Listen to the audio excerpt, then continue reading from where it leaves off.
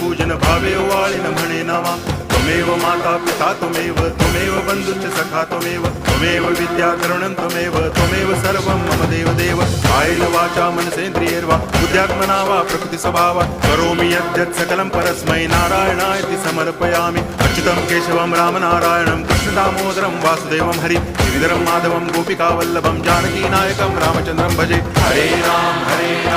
Ram Ram